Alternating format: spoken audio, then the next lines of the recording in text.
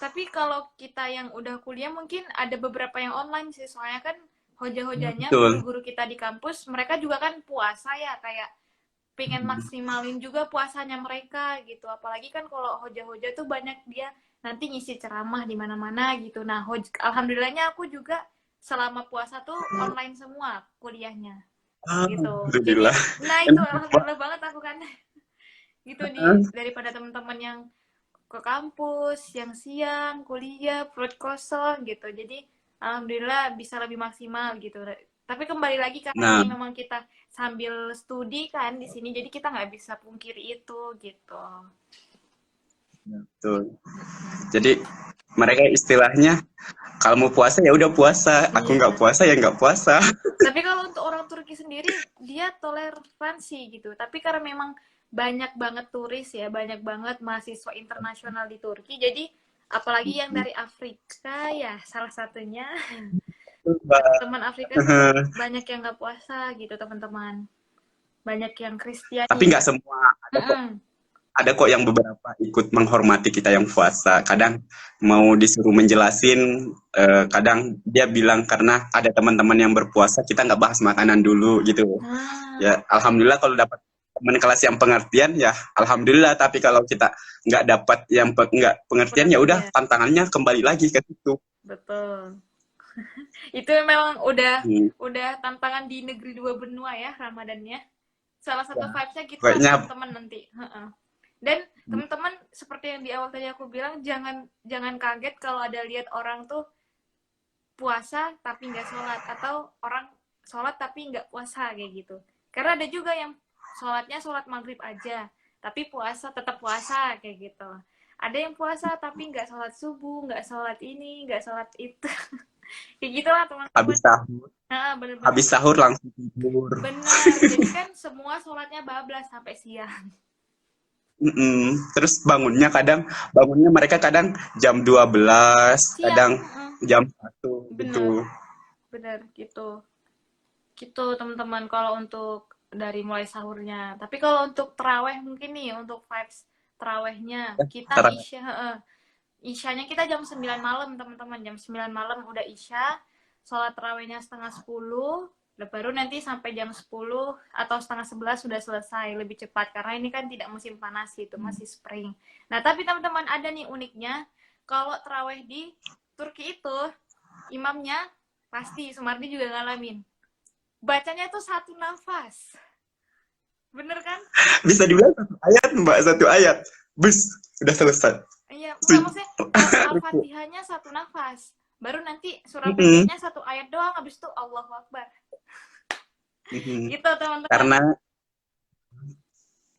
Karena di sini kan kita ngambilnya bukan 11 rakaat ya, mereka ngambilnya 23 rakaat. Ya, rata-rata mayoritas masjid itu 23 rakaat dan mereka 4 4 4 3 witir gitu. Ya, ya, 4 4 jadi 4 4 kali 5 ya. Ya, 4 kali 5. Terawihnya jadi 4 rakaat gitu. Aku juga awal Uh-uh. kaget nih, siapa? Betul. Mardia. Awal-awal aku kan Ada. waktu terawihnya kan baru ke masjid ya ini. Mhm. Pas ke masjid nanya dulu ini berapa rakaat supaya nggak salah niat kan, 4 gitu, oke 4. Terus pas baca Allahu Akbar, hah kencung banget bacanya. Kayak naik kereta api baca Al-Fatihahnya. Terus kayak udah satu nafas, Betul. makanya aku bilang satu nafas, baca Al-Fatihahnya satu nafas. Terus baca yang surah pendeknya bacanya satu surah doang, kayak apa ya, surah apa itu, pokoknya satu satu ayat doang langsung Allahu Akbar udah gitu. Allahu Akbar. Nggak salah sih teman-teman, nggak salah, cuman itulah salah satu uniknya terawih di Turki gitu, karena Itulah kan itulah Ramadan. vibes-nya. Itulah perbedaan. Termasuk perbedaannya kita, jadi bukan berarti beda itu salah ya teman-teman, jadi memang beragam macam kita beragama seperti itu Nah, kan. Kalau itu enggak saya ada pengalaman, Mbak, pas yang sholat tarawih pertama kan. Ini saya datang udah pas azan, ya udah sholat 4 rakaat isya dulu kan. Nah, terus dia itu ada kebiasaan sebelum selesai isya ke tarwi itu ada istilahnya kayak mereka kayak salawat dulu kan, mereka ada doa-doa dulu. Nah, udah pas masuk tarwi, udah mulai tuh 2 rakaat, udah 2 rakaat, oke, kayaknya nih udah rakaat, udah langsung salam kan, tapi nyatanya berdiri terus lah ini kita mau sholat isya lagi atau gimana ya? Karena ini kan udah 2 rakaat terus belum salam. Terus gue bilang, lah ini kita mau sholat isya lagi, terus yang 4 rakaat tadi itu sholat isya apa sholat apaan? Nah gitu. Aku juga baru beringat. Ternyata memang teman-teman karena di Turki itu sholatnya tarawihnya 4 rakaat, jadi mereka setiap 2 rakaat itu ada tahiyat awalnya gitu. Betul. Ada tahiyat awal. Mereka ada tahiyat awal. Tapi karena kalau aku juga kemarin kaget, oh ada tahiyat awal, ya udah nggak apa-apa gitu. Bukan berarti salah, tapi kan kita ikuti imam gitu kan. Kan nggak mungkin imam kita salah kan gitu. Jadi memang di Turki itu juga mereka ada tahiyat awal. Dan di sholat witir, nih Sumardi mungkin juga ketemu kan, mereka tuh kunutnya itu setelah takbiratul ihram. Jadi kalau kita kan sebelum ruku lah, berarti kan sebelum ruku. Kalau kita kan kalau setelah ruku. Kunut setelah ruku ya kan. Nah, aku sebelum ruku kemarin tuh juga kebablas. orang kunut, aku ruku. Tapi aku langsung bangun lagi gitu. Langsung kayak oh ya lainnya apa, kunut ternyata gitu. Tapi kok sebelum ruku gitu. Tapi ya udah nggak apa-apa, ikutin karena kita berimam kan. Kalau masalah itu karena saya kan takut bikin kesalahan lagi pada saat pas malam pertama. Belajar dari pengalaman itu, Mbak, saya tanya sama teman otek saya, orang Turki, gimana sih sholat tarawih di sini? Gimana sih, apakah ada kunut juga? Dia bilang juga, oh iya, saya juga punya kunut. Terus dia jelasin deh, kalau kita kunut itu sebelum ruku. Makanya saya nggak dapat pengalaman sama Mbak Yaya, langsung ruku. Ya, jadi udah belajar dari pengalaman gitu. Iya, mungkin aku juga kan kayak udah terakhir kan ini udah rokat ketiga witir. Allahu Akbar, terus aku ruku dong, ya Allah, malu banget. Tapi nggak apa-apa.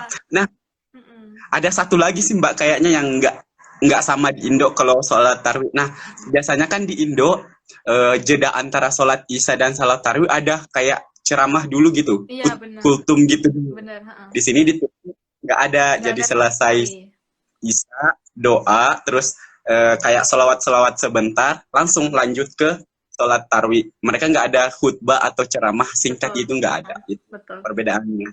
Betul. Kalau aku juga di sini nggak ada tarawih, nggak ada ceramah teman-teman. Tapi kalau kayak kemarin di malam ke-17 Ramadan sama malam ke-27 itu ada, malam Lailatul Qadar itu ada sebelum. Ya, ngambilnya ceramah pada saat malam-malam penting doang. Iya, benar. Dan itu bukan sebelum tarawih, sebelum isya. Sebelum isyanya. Jadi mereka kalau udah masuk isya langsung sholat tarawih gitu, sekalian sholat malam. Dan kalaupun ada ceramah itu sebelum isyanya gitu. Sama ini uniknya teman-teman, kalau aku di masjid kampus itu mereka ada namanya Nasruddin Hojah. Jadi Nasaruddin. Nah, tahu. Itu jadi ada satu orang yang dia pakai cosplay Nasaruddin gitu. Jadi itu Nasaruddin Hojah itu dia yang buat menarik dan sekaligus mengajarkan untuk anak-anak gitu. Jadi dia perannya sebagai guru lah di situ untuk mengajak anak-anak ya sholat tarawih apa, puasa gimana gitu-gitu itu untuk memeriahkan malam Ramadan seperti itu. Setiap malam Ramadan. Jadi setiap hari itu setiap malam memang ada Nasaruddin di setiap masjid kayaknya. Kalau aku di masjid aku ada gitu. Kamu juga ada ya berarti? Ada. Mbak Berta bilang tuh Mbak, di sini ceramah sebelum tarwi. Di Makedonia ya itu. Dia ada apa sih nih?